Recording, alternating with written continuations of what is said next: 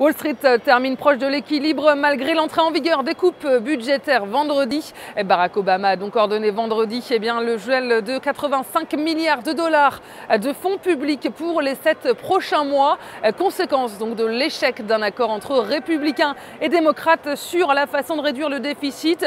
Et puis le président américain a annoncé aujourd'hui la nomination de 3 nouveaux ministres dont l'une chargée du budget. Et les marchés américains font preuve d'une grande résistance. Et selon les investisseurs, ces coupes mettront un peu de temps à avoir un impact sur l'économie américaine. Et plusieurs nouvelles pas très encourageantes ont quand même pesé sur le marché américain aujourd'hui. Premier coup de froid avec la Chine et la chute de la bourse de Shanghai après l'annonce d'un durcissement de la réglementation dans l'immobilier. Et l'activité chinoise dans les services a connu également sa plus faible croissance en 5 mois sur le mois de février.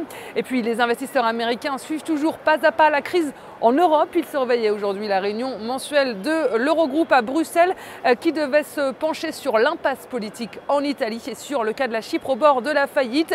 Et du côté des valeurs, plusieurs annonces de fusion-acquisition ont animé le marché. Le milliardaire Warren Buffett est toujours à la recherche de nouvelles acquisitions pour sa holding après celle record du ketchup Heinz. Groupon est toujours perdant en bourse mais reste plutôt bien entouré après l'annonce du départ vendredi de son fondateur Andrew Mason. Et les géants technologiques Apple et Google évoluent dans des directions opposées. Apple toujours en baisse alors que Google évolue à des nouveaux records.